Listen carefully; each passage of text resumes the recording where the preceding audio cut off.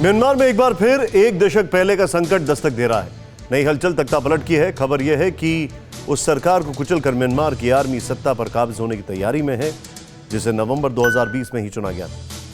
पूरा Yangon army का छावनी में बदल चुका है। संसद तक आर्मी तैनात हो चुकी है। लेकिन तख्ता पलट की ये सिर्फ अटकलें हैं या फिर म्यांमार में उड़ रही खबरों में सच्चाई है? इन तमाम सवालों का जवाब इस रिपोर्ट में। म्यांमार में नई हलचल, तख्ता पलट किसी भी पल।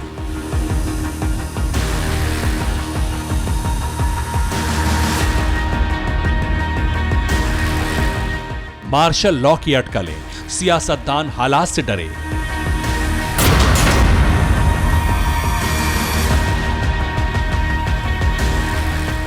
आशंका से लोग सहमे, फिर लोकतंत्र खतरे में।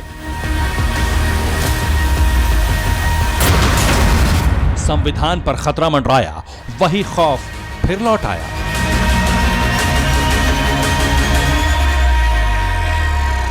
म्यांमार, वो मुल्क जिसने 50 साल का सैन्य शासन देखा, जिसने अपने देश में अपनी ही सेना की गुलामी झेली, उसी मुल्क की आवाम एक दशक की लोकतांत्रिक आजादी देखने के बाद फिर से उन्हीं हालातों में जाने की आशंका से सहमी हुई है।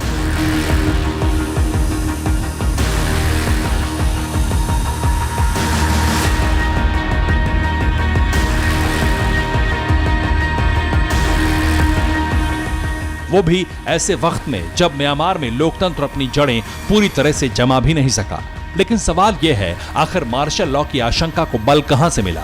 म्यांमार में ऐसा क्या हुआ जो लोकतंत्र के लिए घातक साबित हुआ?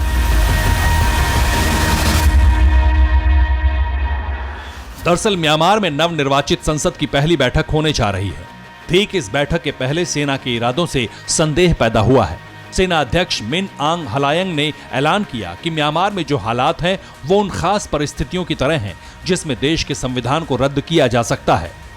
और फिर पूरे देश में हड़कंप मच गया। लेकिन वो खास परिस्थिति क्या है, इसका जो हवाला दिया गया वो भी जान लीजिए।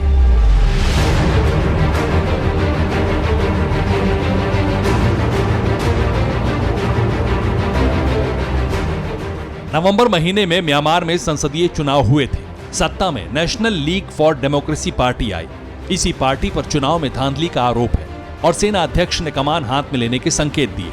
इसी संकेत ने एक बार फिर म्यांमार में मार्शल लॉ लगने की सनसनी फैल गई। हालांकि विपक्षी दल NND ने भी जनता का फैसला स्वीकार करने की नसीहत दी। अमेरिका, यूरोपियन यूनियन समेत कई देशों ने बयान जारी करके म्यांमार में लोकतांत्रिक कायदों का पालन करने की अपील की है।